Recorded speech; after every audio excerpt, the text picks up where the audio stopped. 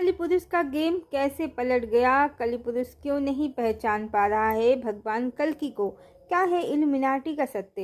Hello friends, कलिपुरुष का game कैसे पलट गया है और क्या हो गया है उसके साथ? बहुत बड़ा धोखा। क्या है वो श्री हरि विष्णु की माया कि वो अपने परम शत्रु भगवान विष्णु को पहचान ही नहीं पा रहा है और उसका अंत शैने शैने होता ही जा रहा है।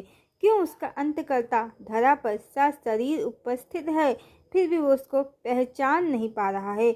उसकी ही शक्ति से कलिपुरुष का अंत भी हो रहा है। हमने आपको बताया है कि अब मेटलिस्टिक वर्ल्ड तेजी से ढहना शुरू हो गया है। कारण आने वाला युग मेटलिज्म नहीं, स्पिरिचुअल वर्ल्ड को बिलोंग करेगा। कलिकाल में आध्यात्म का स्थान पौराणिक कथाओं और कर्म कांडों ने ले लिया है, जबकि सतयुग में आध्यात्म अपने शुद्ध रूप में होगा। कलिकाल में 99% मेटलिज्म है, 5% आध्यात्म है। सतयुग में 5% मेटलिज्म होगा, 95% आध्यात्म होगा। कारण जगत भौतिक ही है, बिना मटेरियल भी जीवन संभव नहीं है। पर कलिकाल में इसका स्थान हर क्षेत्र में जरूरत से ज़्यादा हो गया है। लोग ना तो चेतना के सत्य और रहस्यों को जानते हैं और ना ये जानते हैं कि ईश्वर उनके अंदर स्थित है। इसीलिए धर्म के क्षेत्र में भी पाखंड, आडंबर सब जरूरत से ज़्यादा हो गया है। ईश्वर चेतना में प्राप्त हैं, फिर भी मनुष्य मूर्ति के आगे तरह तरह के आडंबर, पाखंड सब करते हैं।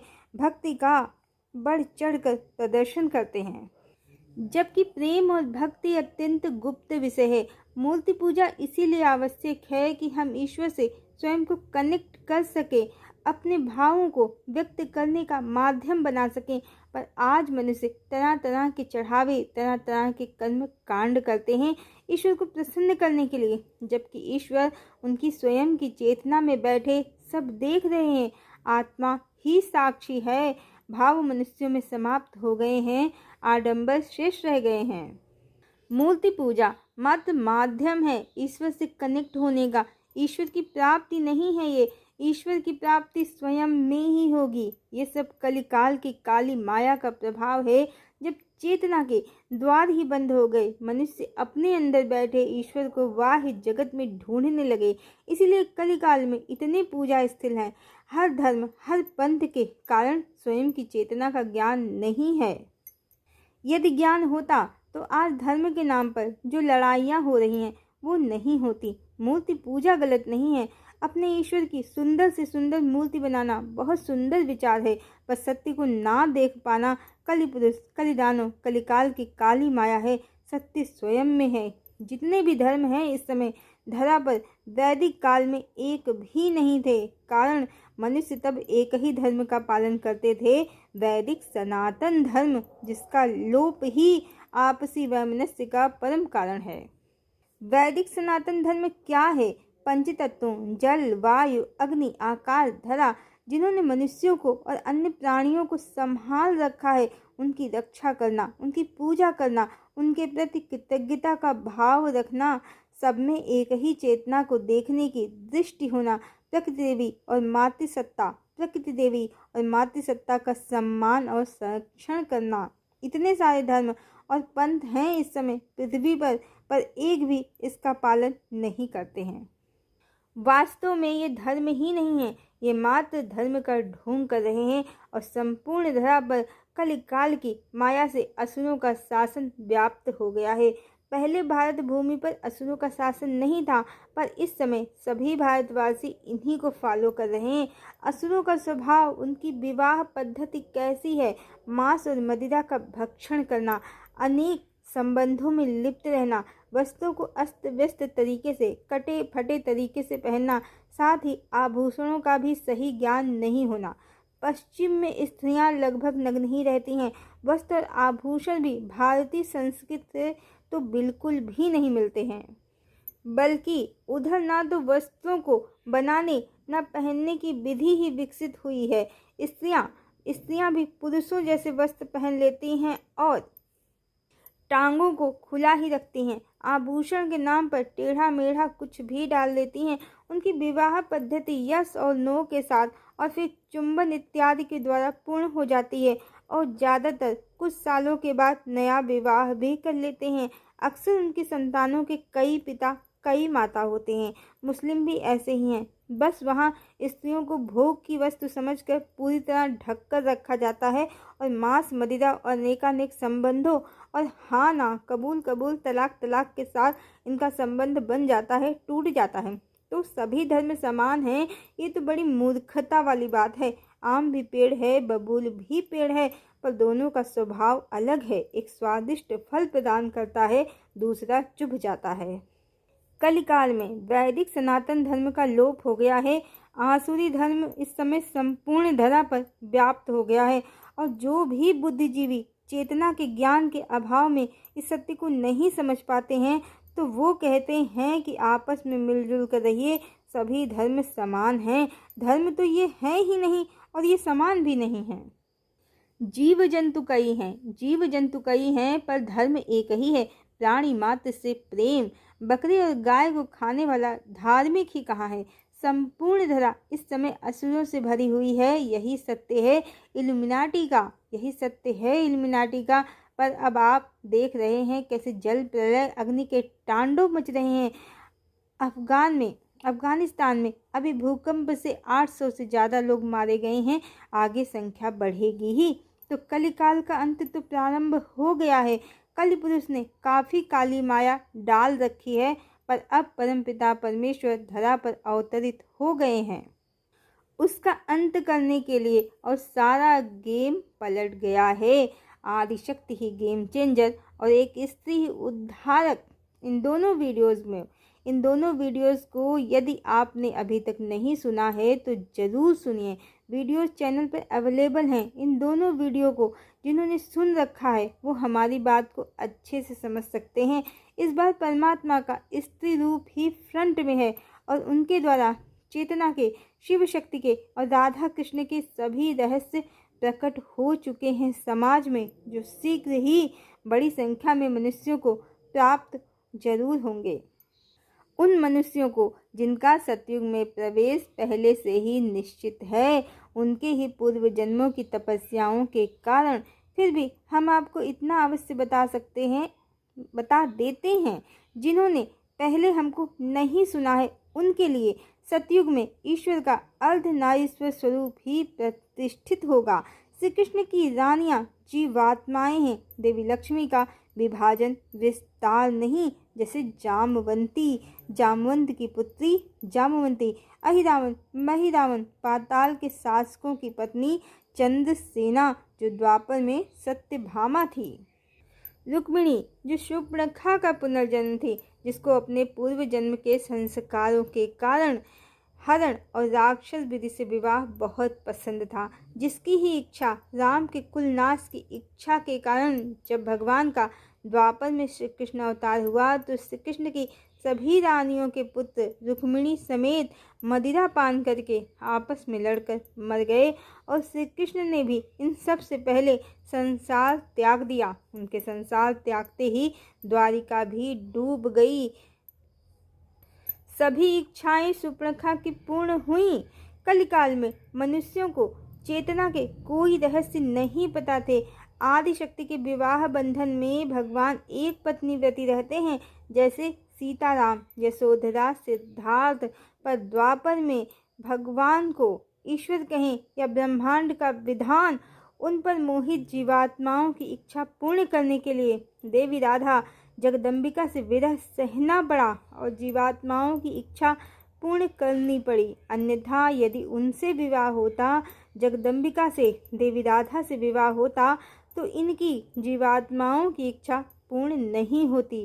कारण भगवान जगदम्बिका के परिणय सूत्र में बंधकर उनको ही समर्पित रहते हैं।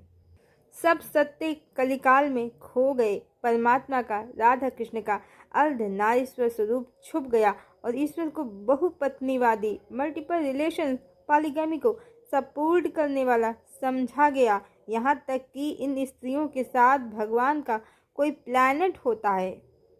बिरजा नदी के पार अंतरिक्ष में कहीं दूर, बहुत दूर पश्चिम की आसुरी सेना के द्वारा ये कॉन्सेप्ट भी समाज में चलाया गया है इस समय।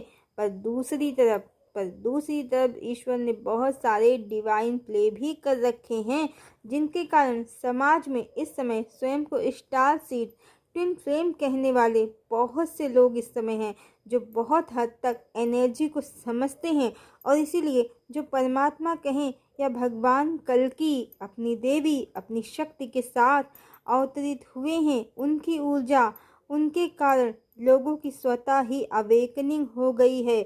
उन्होंने वो जान लिया है जो किसी किताब में नहीं लिखा है। राधा कृष्ण का सत्य, श्री कृष्ण के अनेक विवाहों का सत्य, ये सत्य कि हर चेतना शिव शक्ति कहें या राधा कृष्ण, उनकी ही संयुक्त लव की प्रतिकृति होती है और ये लव ही परमात्मा है जो स्वयं की चेतना में हर समय उपस्थित है। ईश्वर किसी प्लैनेट में नहीं बल्कि सभी प्लैनेट उनमें स्थित हैं, उनके संकल्प के आधार स्थित हैं, उनका माया लोक है जिसके वो स्वामी हैं, अधिष्ठाता हैं। इतना बड़ा डिवाइन प्ले कैसे संभव हो पाया? माँ भगवती माँ कल्याणी की ऊर्जा से, क्योंकि इस बार भगवान ने उनको ही प्रत्यक्ष में रखा है, स्वयं उनके संरक्षक और सारथी बन गए हैं वो। ये बिल्कुल वैसे ही है जैसे भगवान अर्जुन के सारथी हैं, कोई युद्ध नहीं लड़ा पर सब उन्होंने ही किया।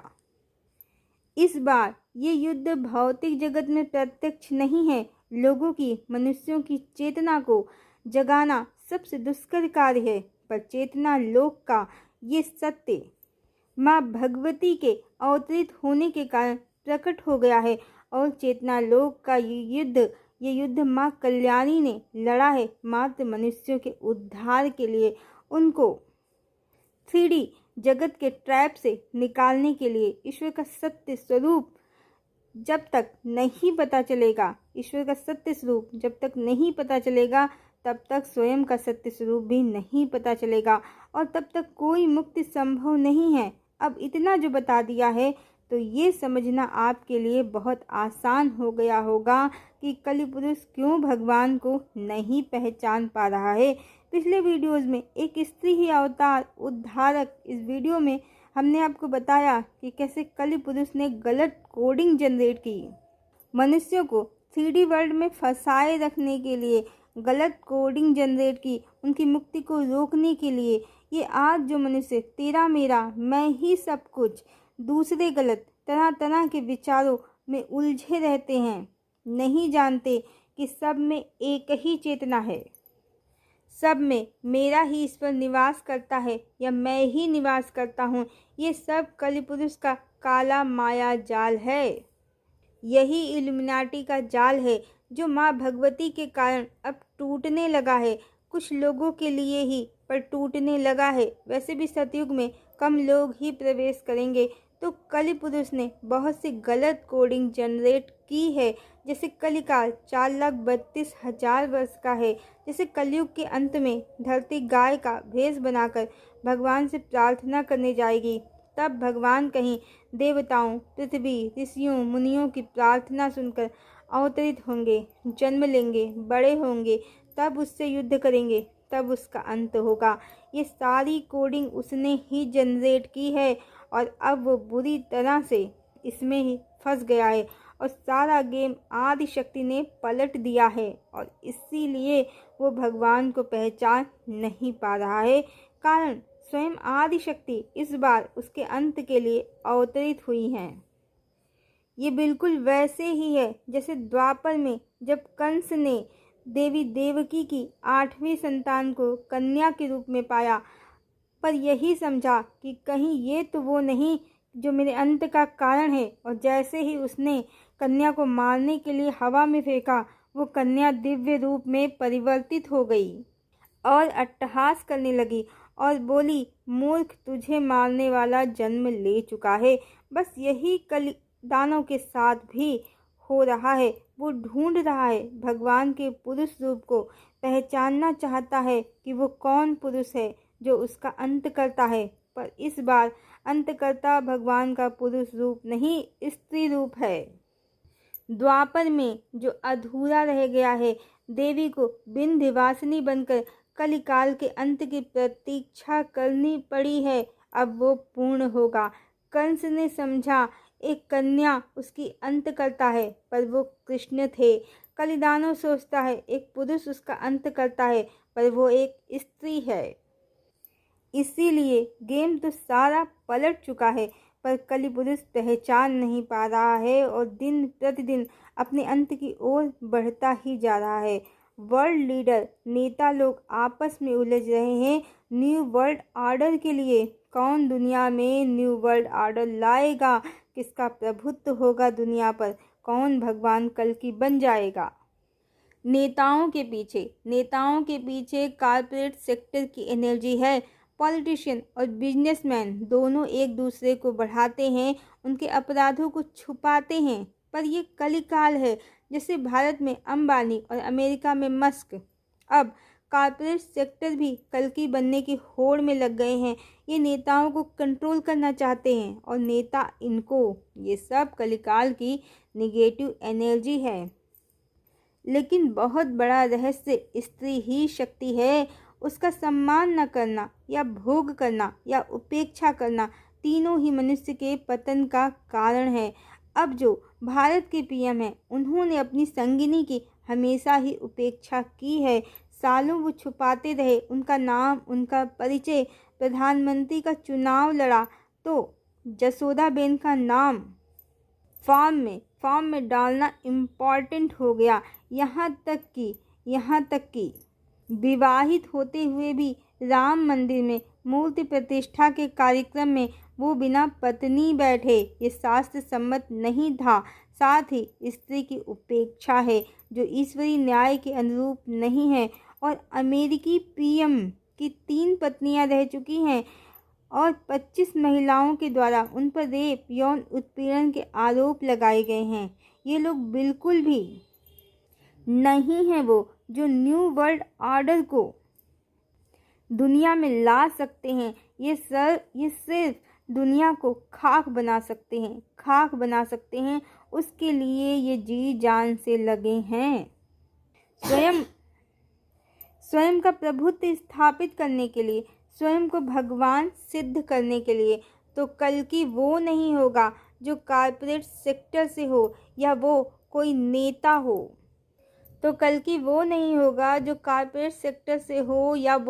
नेता हो। अपनी स्त्री की उपेक्षा करने वाला हो या कई स्त्रियों का छैला हो, बल्कि कल की वो है जिनकी एक ही स्त्री है और जिसको वो पूरी तरह से समर्पित हैं। वो उनकी शक्ति है, प्रेम शक्ति है। शक्ति अनंता जाने जनक सुता भगवंता। ईश्वर ने अपनी पत्नी को पूर्ण समर्पण दिया है। वो उनके सर्वशक्तिमान होने का परम कारण है। उनकी देवी, उनका समर्पण। ईश्वर कोई साधारण मनुष्य नहीं है, ना ही उनकी मनुष्यों से कोई प्रतिस्पर्धा है। ईश्वरी लीला नेताओं और कॉर्पोरेट वर्ल्ड दोनों की समझ से परे है।